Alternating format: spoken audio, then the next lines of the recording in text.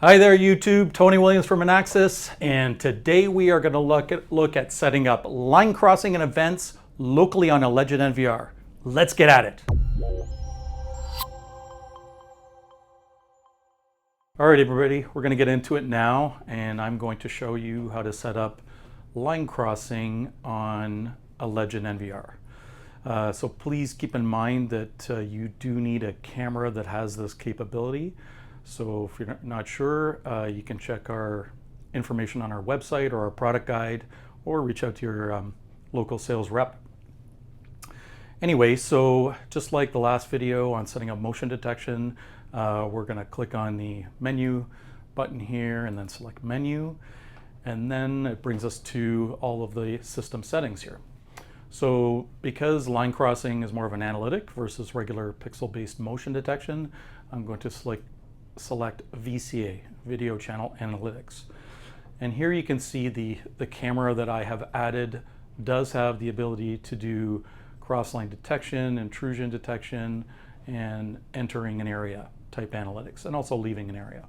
So we're interested in doing cross-line detection today. So I'm simply going to click on this little gear icon to set it up. So there's our live camera, and there's Oleg behind me videoing. Hey! All right, so there's nothing set up right now, but you can see here I have the ability to set up 4 different line cross alarms within this one camera.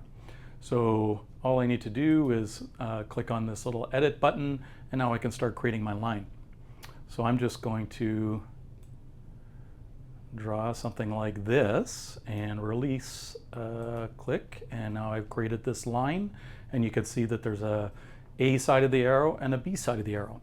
So by default, that is going to trigger once I've got it set up on anything crossing this line. So now I can configure some further things with this line crossing alarm. So here you can see the trigger direction. So I have either going from A to B or B to A. But you can go in and change that and make it purely one directional, right? So there's B to A. So I'm going to leave it there. You can play around with sensitivity depending on distance and how close things are. So that sort of requires, just like other analytics and motion detection, requires a little bit of testing on site to make sure that's working to your satisfaction. And then you can also assign priorities. So I'm going to leave this one as a high priority, because typically there's going to be somebody crossing into an area that you don't want. So then we've got the ability to snapshot different types of objects here. So motor vehicles, non-motor vehicles like bicycles, and then pedestrians.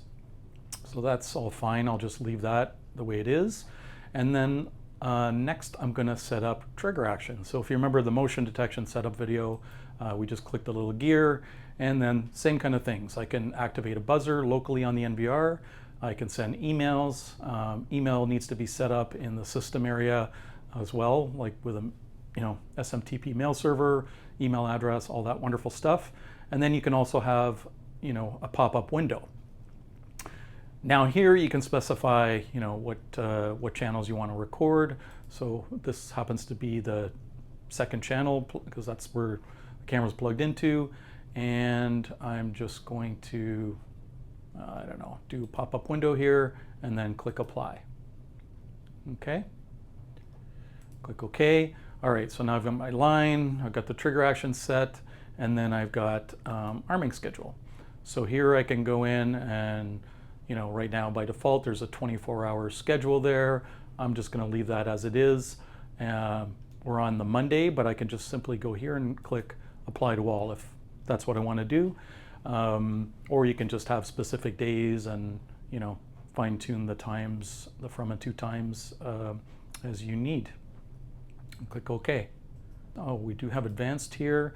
So here you can go in and actually really get into some more fine tuning of this analytic, where you can specify minimum and maximum sizes of the objects within the field of view. So this is a very relative thing to the camera and the type of lens in the camera, if it's a narrow field of view, wide. So as it shows here, assume the image is 10,000 by 10,000. So just to give you some scale to that. So this is one of those things that it does need a little bit of testing. If you're picking up things that are too small, you can set the minimum sizes a little bigger, maximum, etc. Okay, but this is where you can go in and fine tune all of these sort of details. Okay, so let's test this out. Oleg, I'm going to have you walk across the line now, please. Da, da, da, da, and boom. There you go. Line crossing. How to set up line crossing on Legend NVR. Now you know everything about setting up line crossing events locally on a Legend NVR. You have any questions? Post down below, comments, and we're happy to answer. Okay. Remember, like and subscribe, because we're constantly updating our YouTube channel, putting lots of videos on there. Also, in case you've forgotten, we are a manufacturer of many products, okay? Access control, intrusion, video surveillance, custom built servers, PoE switches, power supplies. We got it all right? So please reach out to your local sales rep. We're here to help you. We're gonna help you do proposals. We're gonna do demonstrations for you. We have sales reps across Canada and the US, and we are an international company as well, okay? So please contact us. We'd love to help you out.